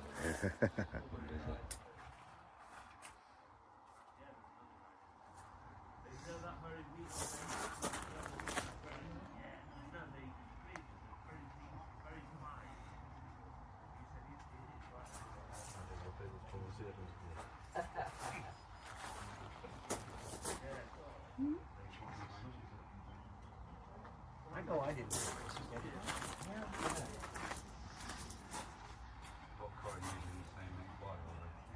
Well, yeah, but.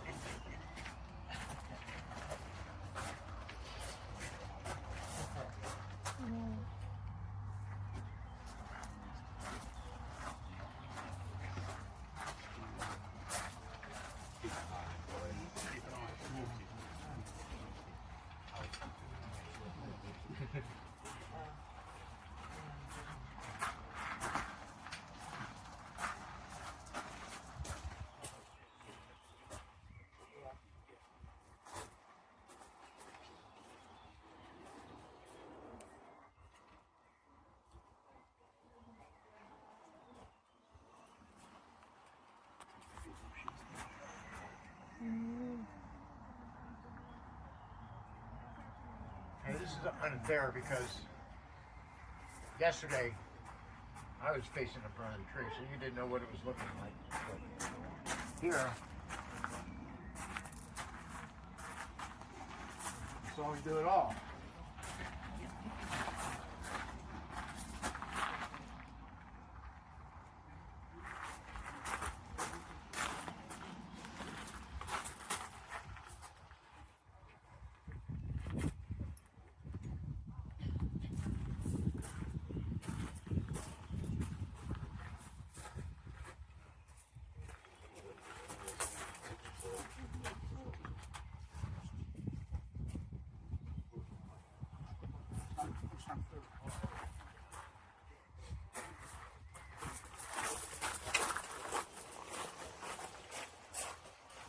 What are you saying to him, Corin? What are you saying to him? It's too straight for one. This, when you stand further back, this branch, not sure, it's kind of a bit long. So I don't know whether it. I'm not trying to impose my. But when you're working close, it's different. Yeah. And when you stand back, you're like, I don't know whether it wants. I don't know whether Shawn decides he needs it, or whether he likes it where it is, or whether you pull it across. Pull it down to here. I don't know. Just options, isn't it? It's quite big. It's quite.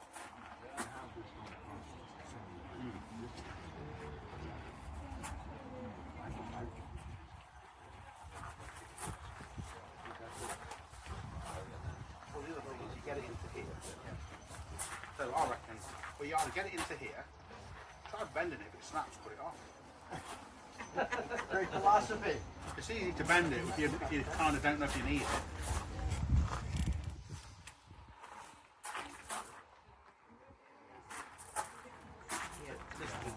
Drop that into there.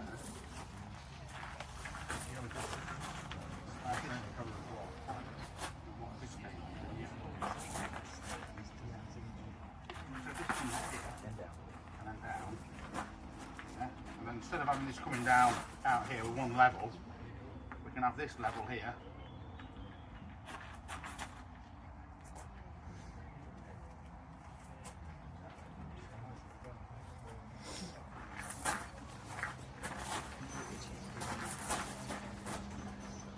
That hides that bare section quite well. Sometimes with bonsai, you've got to be a bit sneaky. You know, that's a little bit sneaky, isn't it? Instead of it coming down, this is coming out and sort of crossing over a little bit. But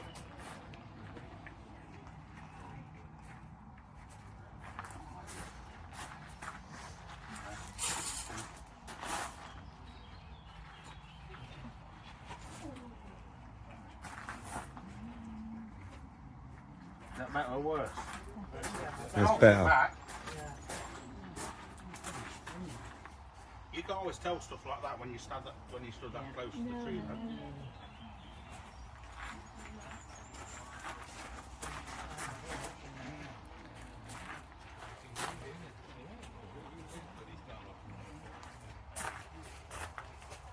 You know, this is like having an established tree. You're getting ready for a show, and you think, well, I better put some wire on that branch, just in case. And then you move it, and then it's like, oh, shit. Now you gotta wire another branch to replace it where it was moved from. Yeah. And then you gotta rewire it. That happens all the time. Yeah. I'll just do a couple of branches. Yeah. 6 hours later. Yeah. Yeah. But you have to. It's because we're such perfectionists. That's what it is.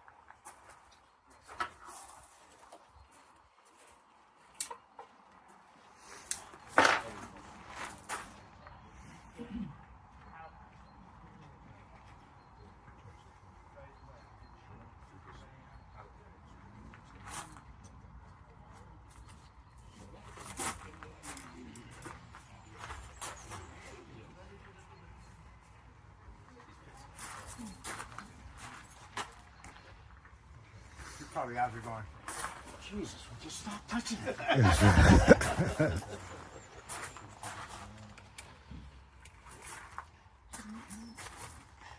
I'm out.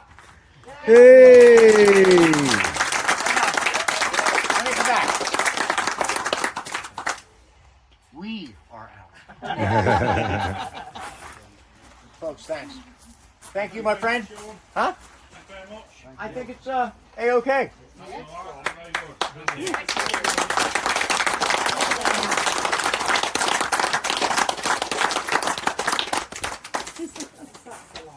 I'm going to be, when everyone's gone, I'll be tweaking and tweaking and tweaking. But that's part of the game, you know? I don't want to be a dumb Corin over doing that. Absolutely. Yeah. Got to move the front to the crowd. Huh? Everyone's taking pictures. Hey. Yep. Start your train tomorrow, Shawn. Sorry? Start your train 1 tomorrow. o'clock. Oh, that's not too bad. You can put your feet up for a bit then. Well, Trish and I have to repack. Because the tours we're going on, we're only allowed to carry on